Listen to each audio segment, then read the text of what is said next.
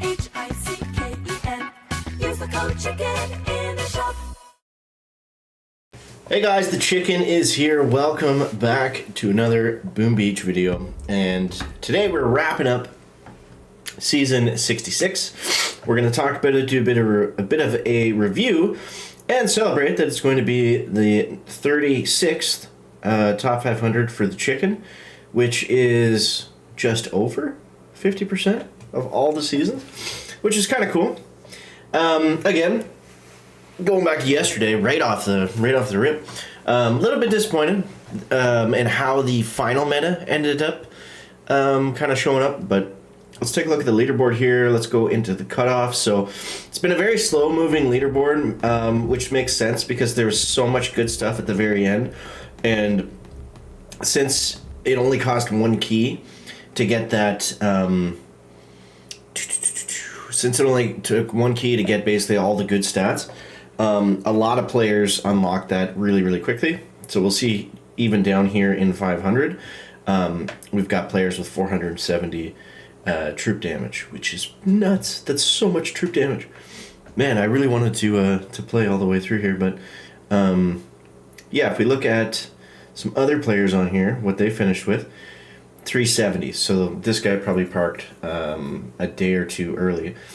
So yeah, interesting stuff. And let's talk about the season. So first, I want to hear from you guys. Let me know down below in the comments, what did you think was good about the season? What did you think was bad about it?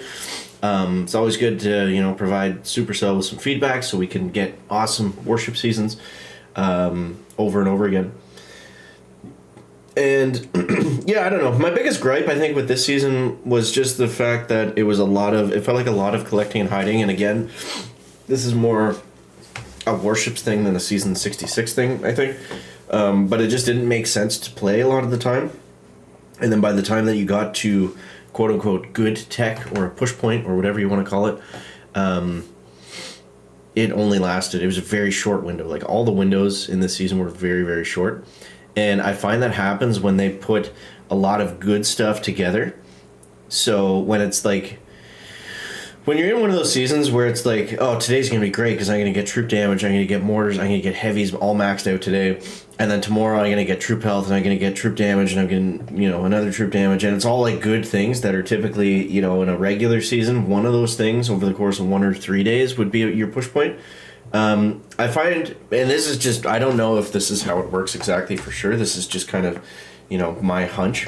When they cram all the good stuff into one block, it goes from being, you don't have any of it, you lose, you get half of it, and everyone you match up against with, or a lot of them, have all of it. You're always like a step behind, and then by the time you get it, everybody already has it. So it's like you go from not having it to being behind, to having it, to having some of it, to still kind of being behind. Maybe you can win a few games in there, to everybody has all of it. And it's, I don't know. For whatever reason, I find that's what happens. Because typically you match people that usually have a little bit more tech than you. Not always the case, but I don't know.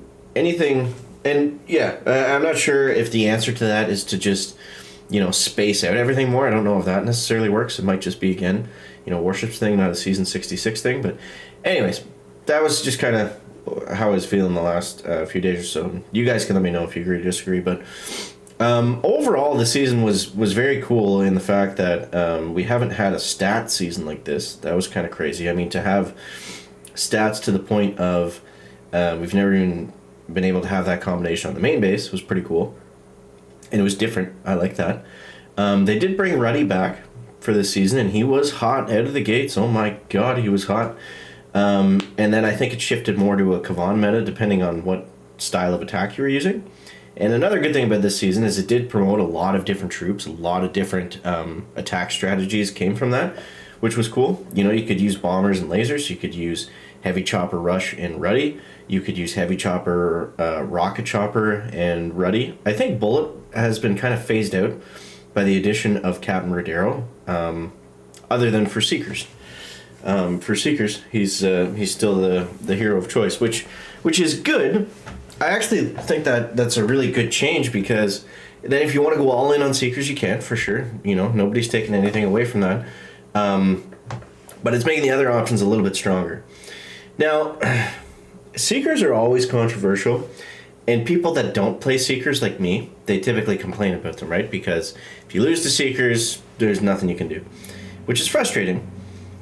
But if you make Seekers too bad, they can't be used at all. And if they're not, able to win on time, then what's the point of even having them? So it's a tricky balance, but it definitely seemed to be a problem, at least for me, at the end of this season, because it was like, I felt like, and statistically, that was mostly the case, I was beating everybody except the players that were using Seekers. So it was very annoying because, I wanted to keep going, but it was like, man, the higher up I get, if I'm matching Seekers every second attack and just losing, what's the point? There's nothing I can do. There's nothing physically I can do within my realm of control to beat Seekers. There were some bases that started to come out at the end with higher DBD, but then, you're a lot weaker to the bomber laser attacks. So it's kind of a pick your poison thing, and I get it's a very difficult thing to balance. And I think, taking a step back overall, they probably did a pretty good job of balancing that within the tech tree and within every tech tree. I'm sure it's not easy.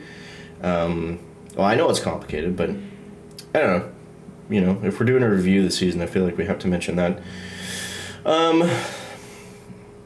We didn't see much of a fizzle meta other than, was it 5ER or 6ER? There was a compact base for a bit, but I felt like we were always able to clear it. Like, I ran troop damage and offensive stuff pretty much all season, so there were definitely some times where I completely flatlined fizzled. I also didn't see a lot of people running defense because, I don't know, I think it's, like, I found the defense and offensive balance this season was pretty close.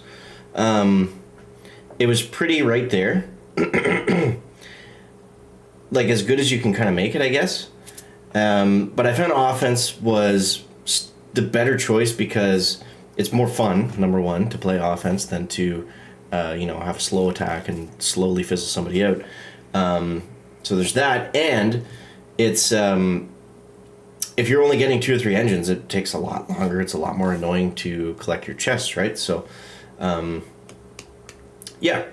But overall, I would give the season a pretty high score. I'd say maybe 7.5 out of 10. I think it was a very good season overall, especially because they added new stuff.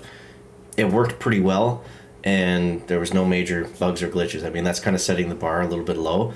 But yeah, that's my season 66 review, guys. Like I said, I want to hear from you down below, whether you liked it, loved it, hated it, or didn't mind it.